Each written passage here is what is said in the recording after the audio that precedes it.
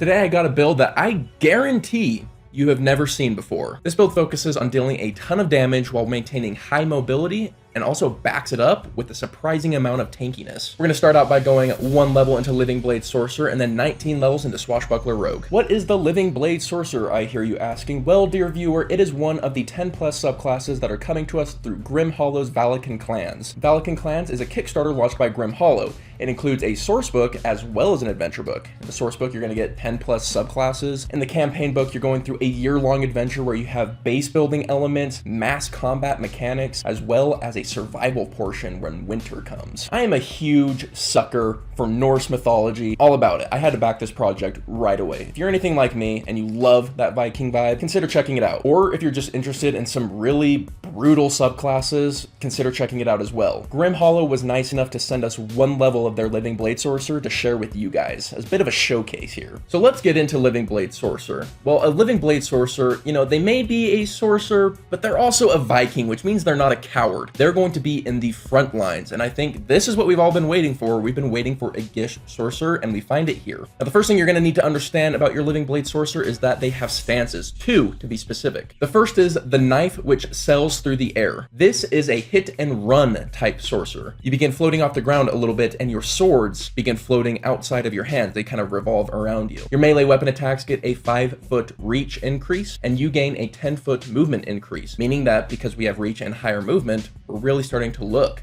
like a mobile hit and runner sorcerer. Pretty cool. The second stance is the crossed blades of the defender. Here we sacrifice some of our movement speed, 10 feet to be precise, but in turn we get to add our charisma modifier to our AC. So all of a sudden we can be a much more tanky sorcerer than normal. The Living Blade Sorcerer also gives us proficiency in short swords, long swords, and scimitars. For this particular build, we're going to be wielding 2 short swords. So we're going to get the main attack and our bonus action attack both at reach. Now, our decisions for this build are going to be trying to maximize both sides, both this hit and run playstyle and this tanky playstyle. So on the tanky side, we're going to be taking the lizardfolk. The reason why is in order to gain these benefits of these stances, you can't have any armor or shields. Lizardfolk is going to give us that 13 AC to begin with, add our dexterity, and maybe even be adding our charisma for a really tanky setup. And on the hit and run side, we're going to be subclassing into the Swashbuckler. The Swashbuckler gives a few key advantages. Even if they're within 5 feet of us, we can still disengage for free. And on top of that, there's a little secret you can pull off with the Swashbuckler using a maneuver. Now, what is a maneuver?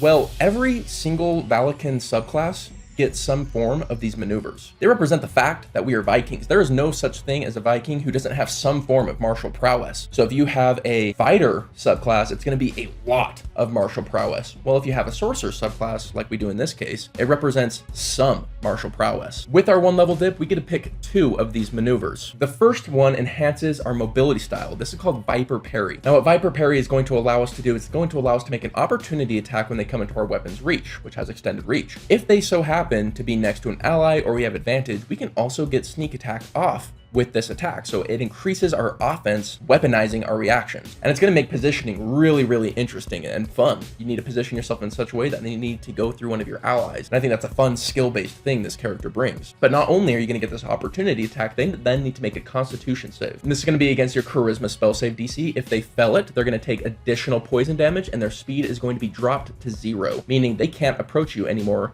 And at the very end of it all, you get to move 5 feet. So it keeps you nice and mobile. Moving into our second maneuver, this one focuses on our defensive stance, and this one is called Whispering Blades. If they miss us with an attack, we can use our reaction to make an attack against them with advantage. But we don't even have to position well. It gives us advantage, so we're definitely going to get that sneak attack off. I love this with our tanky setup, because eventually we may end up with something like 23 AC, so they're very likely to miss, and when they do, we can punish them. So the reason we decided to go Swashbuckler is 1, it's charisma-based. We're charisma-based. Match made in heaven. But furthermore, if an enemy gets within 5 feet of us, Swashbuckler still allows us to employ our hit and run tactics. We're not going to have the most HP, so having those hit and run tactics online is going to be fantastic. One of the big things it's going to do is it's going to give us a bonus to our initiative using our charisma modifier, so we can get into the fight and position ourselves exactly as we want right away. The tanky style really relies on Swashbuckler, because if we're going into tanky style, it's very often going to be a one-on-one situation. Without Swashbuckler, we're not going to be able to get those sneak attacks off consistently. Swashbuckler helps us there. And Rogue really supports this playstyle. 1, because we have cunning action that's going to help us take the dash action as a bonus action to move throughout our enemies. But not only that, it makes our 1 attack really count. We can do that sneak attack get a ton of damage off. And say we miss our first attack. Well, that's why we're carrying the second short sword, to potentially use our bonus action in lieu of our mobility to make sure we're getting those sneak attacks off consistently.